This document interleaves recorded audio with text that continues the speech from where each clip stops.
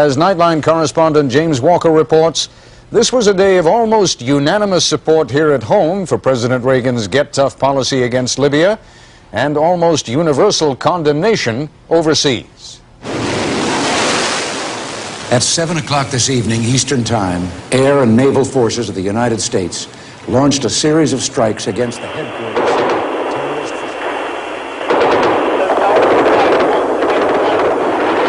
It was the first time to see the war, and I never thought it would be as horrible as it is now.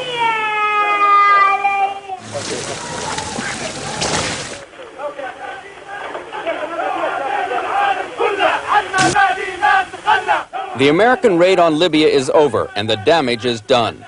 Ronald Reagan's message to Colonel Gaddafi and to other sponsors of terrorism is clear. We would prefer not to have to repeat the events of last night. What is required is for Libya to end its pursuit of terror for political goals.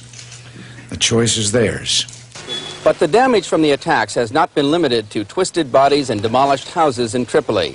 The attack has set off a shockwave that has shaken U.S. relations with the rest of the world, including some of America's closest allies.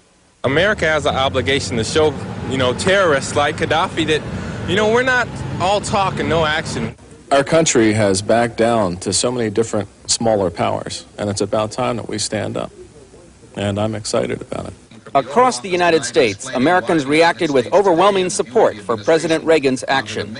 I'm very sorry that it happened for the ramifications of involving ourselves in any kind of war. But we had to stop it.